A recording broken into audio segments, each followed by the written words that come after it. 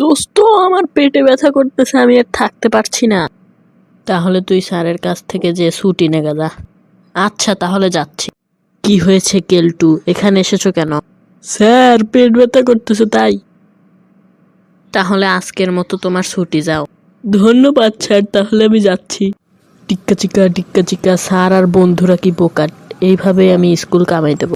কি রে সকলটু, তুই নাচতেছিস কে? তোর না পেট ব্যথা করতেছিল বলে, তাই তুই ছুটি নিয়ে আসলি? হায় হায়, আমার তো কাম সারছে, ও কখন আসলো? টেনশন নিস না দোস্ত, তোর বুদ্ধি খাটিয়েই আমি ক্লাস ফাঁকি দিয়েছি। মামা আজান দিছে না? না রে বাবা, সারাদিন আমি রোজা ছিলাম রে বাবা। রোজা থেকে আমার কঠিন অবস্থা। ওরে বাবা রে, আমার খুব পিপাসা লাগছে। আজান দিছে না?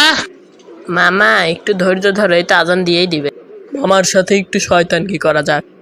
আল্লাহ, এই তো বাবা আজান দিয়ে ফেলেছে, তাড়াতাড়ি দাও খেয়ে।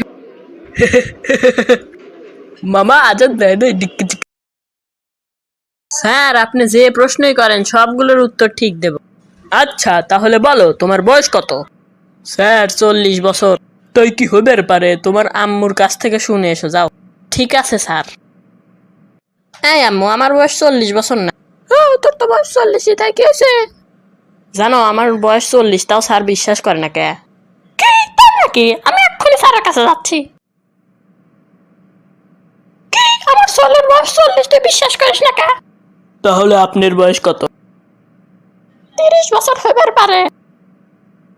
আপনি গারে কথা শুনে আমার হাড়ে ব্যথা করতেছে। আপনার হাড়ে ব্যথা করতেছে না? দাঁড়ান, এখন হাড়ে ব্যথা করে থামা দিচ্ছি।